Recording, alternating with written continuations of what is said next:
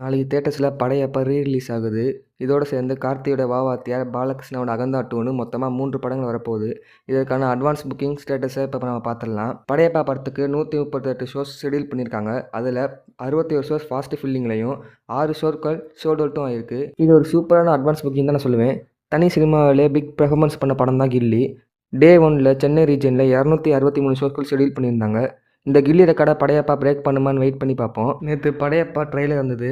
Trailer cut சூப்பராக இருந்தது. பல தடவை படையப்பா படத்தை நம்ம டிவியில் பார்த்துருப்போம். ஆனால் பக்கா தேட்டரிக்கல் எக்ஸ்பீரியன்ஸ் கொடுக்குற படம். ஸோ மறக்காமல் தேட்டருக்கு போய் பாருங்கள். கார்த்தியோடைய வாவாத்தியா படத்துக்கு இன்னும் பெருசாக புக்கிங்ஸ் ஓப்பன் பண்ணல. 24 ஷோஸ் தான் ஷெடியூல் பண்ணியிருந்தாங்க. அதில் ஒரு ஷோ கூட ஃபாஸ்ட் ஃபில்லிங்கில் போல. ஃபுல் ஃப்ளெஜ்ட் புக்கிங்ஸ் ஓப்பன் பண்ண பிறகு இந்த படம் எப்படி பெர்ஃபார்ம் பண்ணுதுன்னு வெயிட் பண்ணி பார்ப்போம். பாலகிருஷ்ணோட அகந்தா 2 அட்வான்ஸ் புக்கிங் இப்போ பார்த்துடலாம்.